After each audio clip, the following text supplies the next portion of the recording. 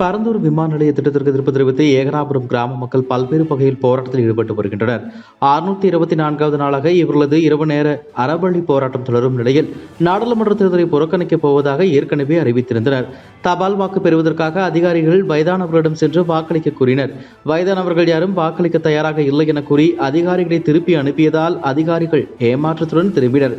இதை கண்டு மாவட்ட நிர்வாகம் அதிர்ச்சியடைந்துள்ளது. ஏகனாபுரம் கிராமத்தில் 18 தபால் வாக்குகள் உள்ளது என்பது குறிப்பிடத்தக்கது. கோவை மேட்டுப்பாளையத்தில் நடந்த பொதுக்கூட்டத்தில் அண்ணாமலை பேசும்போது, பிரதமர் மோடி தமிழக மக்களுக்காக சுற்றி சுழன்று உழைக்கிறார். கடுமையான உழைப்பாளி என்பதால் ஓய்வின்றி நாடு முழுவதும் பிரதமர் மோடி மக்களை சந்தித்து வருகிறார். 400 தொகுதிகளில் பாஜக வெல்ல வேண்டும் என தமிழக மக்கள் மோடியை ஆசீர்வதிக்க வேண்டும். திமுக என்ற கூட்டத்திற்கு தலைவரான ஸ்டாலினுக்கு பிரதமர் மோடி தமிழகத்திற்கு வருவது பிடிக்கவில்லை. தமிழர்களிடம் அடைக்கலம் தேடி பிரதமர் மோடி தமிழகம் வருகிறார். உலகம் போற்றும் உத்தமர் பிரதமர் மோடி. நாட்டில் செயல்படாத அரசுக்கு தங்கப்பதக்கம் கொடுக்க வேண்டும் என்றால் அது திமுக அரசுக்கு தான் கொடுக்க வேண்டும். திமுகவினர் ஓட்டுக்கு பணம் கொடுத்தால் அது போதைப் பொருள் விற்பனையில் இருந்து வந்த பணம் என்று மறந்து விடாதீர்கள். நம் மீது உள்ள பாசத்தால் பிரதமர் மோடி வேடந்தாங்கல் பறவை போல நம்மை பார்க்க வந்துள்ளார். கோபாலபுரத்தில் பெருச்சாலை போல வங்கியில் விழுந்திருக்கவில்லை. அப்பாக்கள், அமைச்சர்கள், மகன்கள், எம்பிக்கள். இதுதான் ஸ்டாலின் கூறும் ஜனநாயகமா என அண்ணாமலை பேசினார். திண்டுக்கல் மாவட்டம் நத்தம் அருகே சானார்பட்டி ஒன்றியத்திற்குட்பட்ட சிலுவத்தூரில் திண்டுக்கல் பாராளுமன்ற திமுக கூட்டணி மார்க்சிஸ்ட் கம்யூனிஸ்ட் கட்சி வேட்பாளர் சச்சிதானந்தம் வாக்கு சேகரிப்பில் ஈடுபட்டார். பிரச்சாரத்தின் போது வேட்பாளருக்கு ஆரத்தி இருக்கும் பெண்களுக்கு 50 ரூபாய் திமுகவினரால் வழங்கப்பட்டது.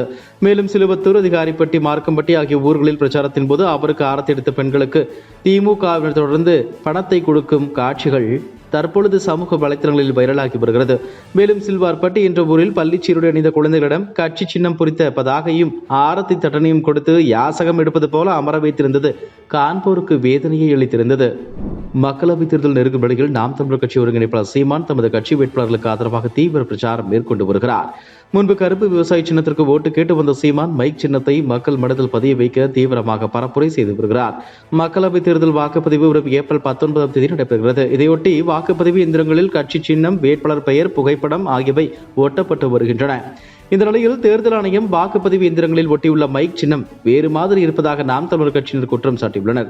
சுவிட்ச் இல்லாத மைக் சின்னத்தை கொடுத்துவிட்டு சுவிட்ச் இருக்கும் மைக் சின்னத்தை வாக்குப்பதிவு எந்திரங்களில் ஒட்டுகிறார்கள் என நாம் தமிழர் கட்சியினர் தேர்தல் ஆணையத்தில் புகார் தெரிவித்துள்ளனர். அதிமுக பொதுச் செயலர் எடப்பாடி பழனிசாமி பொள்ளாச்சியில் நடைபெற்ற தேர்தல் பிரச்சார கூட்டத்தில் கலந்து கொண்டு பேசினார். அப்போது அவர் கூறியதாவது, மு.க. ஸ்டாலின் அதிமுக 2-3 போய்விட்டது என்று கூறுகிறார். பொள்ளாச்சி வந்து பாருங்கள், அதிமுக எப்படி இருக்கிறது என்று தெரியும். ஒன்றாக இருக்கிறது என்பது மக்கள் வெள்ளமே சாட்சி. அம்மா மறைவுக்கு பிறகு அதிமுகவை மு.க. ஸ்டாலின் முடக்க முயற்சி செய்தார். ஆனால் உங்கள் ஆதரவோடு அனைத்தும் தவிடுபொடியாகிவிட்டது. மத்தியில் இருந்து தமிழ்நாட்டிற்கு அடிக்கடி வந்துவிட்டு செல்கிறார்கள். இதனால் என்ன பயன்? வருகிறீர்கள், அதனால் ஒரு திட்டத்தை கொடுத்து மக்கள் நன்மை பெற்றிருந்தால் ஒரு பிரயோஜனம் உண்டு. அதை விட்டுவிட்டு நேராக வருகிறார்கள், ரோட்டில் செல்கிறார்கள். அதோடு கதை முடிந்துவிட்டது. மக்கள் ஓட்டு போட்டு விடுவார்களா? தமிழ்நாட்டு மக்கள் என சாதாரண மக்களா? அறிவுத்திறன் படைத்தவர்கள். எது சரி தவறு என எடை போட்டு தீர்ப்பு அளிக்கக்கூடிய மக்கள் தமிழக மக்கள். இந்த ஏமாற்று வேலைகள் ஒன்றும் தமிழகத்தில் ஈடுபடாது. பாஜக கட்சியில் புதிதாக ஒரு தலைவர் வந்திருக்கிறார். விமானத்தில் ஏறும்போது பேட்டி கொடுப்பார், இறங்கும் போது பேட்டி கொடுப்பார். பேட்டி கொடுப்பதுதான் அவருடைய வேலை. பேட்டி கொடுத்து தலைவர் மக்களை ஈர்க்க பார்க்கிறார். இன்று தலைவர்கள் பல வழிகளில் மக்களை சந்திப்பார்கள். ஆனால் இந்த தலைவர் டெக்னிக்கலாக அவ்வப்போது பேட்டி கொடுத்து மக்களை நம்ப வைத்து வாக்குகளை பெற முயற்சிக்கிறார். அது தமிழகத்தில் ஈடுபடாது. இங்கு உழைக்கின்றவர்களுக்குத்தான் மரியாதை உண்டு. மக்களுக்காக உழைக்கும் கட்சி அதிமுக. எவ்வளவு பேட்டிகள் கொடுத்தாலும் ஒன்றும் எடுபட போவதில்லை என அவர் அண்ணாமலையை சாடினார். திருச்சியில் செய்தியாளர்களிடம் பேசிய தமிழக காங்கிரஸ் தலைவர் செல்வ பெருந்தகை, அண்ணாமலை என்பவர் தமிழர்களையும் தமிழ்நாட்டையும் காட்டிக் கொடுப்பவர். தமிழ்நாட்டு மக்களை காட்டிக் கொடுக்கலாமா? துரோகியாகலாமா? பாஜகவினருடைய பாராளுமன்ற உறுப்பினர் சோபா கராத்தே என்பவர் பெங்களூரில் உள்ள ராமேஸ்வரம் உணவகத்தில் நடந்த குண்டு வெடிப்பிற்கு காரணம் தமிழர்கள் என்று கூறுகிறார். தமிழர்களை கொச்சைப்படுத்த வேண்டாம் என்று மோடியும் கண்டிக்கவில்லை. தமிழகத்திற்கு தலைவராக இருக்கும் அண்ணாமலையும் வாய் திறக்கவில்லை. உடனடியாக அவரை பதவியிலிருந்து நீக்கியிருக்க வேண்டும் அல்லவா? தமிழர்கள் தீவிரவாதிகளா என கேள்வி எழுப்பினார். குடியரசுத் தலைவர் ஆட்சியை கொண்டுவர பாஜக முயற்சிப்பதாக ஆம் ஆத்மி கட்சி குற்றம் சாட்டியுள்ளது. டெல்லி மதுபான கொள்கை முறைகேடு வழக்கில் அமலாக்கத்துறையால் முதலமைச்சர் அரவிந்த் கெஜ்ரிவால் கைது செய்யப்பட்டிருக்கும் விவகாரம் டெல்லி சட்டசபையில் எதிரொலித்தது. டெல்லியில் அரசமைப்பு சட்டத்திற்கு முரணாக குடியரசுத் தலைவர் ஆட்சி அமல்படுத்தும் முயற்சி நடப்பதாக குற்றம் சாட்டினர்.